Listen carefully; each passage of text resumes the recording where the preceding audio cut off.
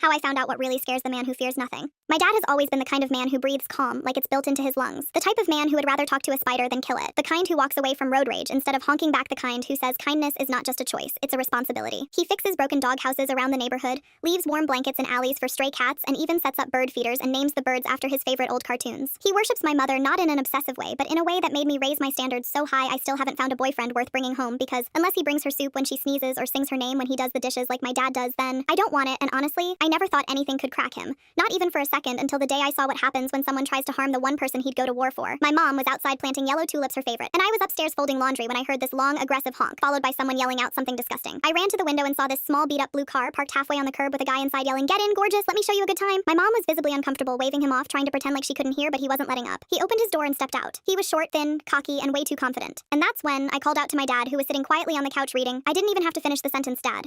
He was already up before I could say bothering her. He moved faster than I've ever seen him move. And before I could even see where he went, I saw the front door swing open and my dad step out barefoot, still in his reading glasses, with a quiet fury in his stride and something shiny in his hand. It was the hunting knife he keeps hidden. Not for violence, but because he says everyone should know how to skin fish. He walked up to the guy without a word, and the guy laughed at first like it was a joke, until my dad got close enough for him to see the veins in his neck popping, and said something I'll never forget. "You have 3 seconds to get in your car and drive away, or I swear, I will carve your license plate into your forehead and hang your car keys around your ears, like earrings." The guy froze, like time stopped, like his soul just left his body, and my mom just stood there behind him, shocked at how this man who picks flowers for her when he goes on walks now looked like he'd been through war and came back still hungry for battle. The guy backed up slow like a cartoon character who realized he messed with the wrong main character. He stumbled into his car, hands shaking, and sped off, almost crashing into our mailbox. My dad stood there watching until the car turned the corner, and then he turned around, slowly, put the knife down on the porch, and hugged my mom so tight she nearly lost her breath. And in that moment, I realized the calmest people in the world aren't soft. They're just choosing not to burn things down unless someone gives them a reason. And if you ever ask me what it means to love someone, I'll tell you it means looking at them like they're the only thing keeping your world in orbit and knowing that if anyone dares to pull them out of it, you'll do whatever it takes to pull them back.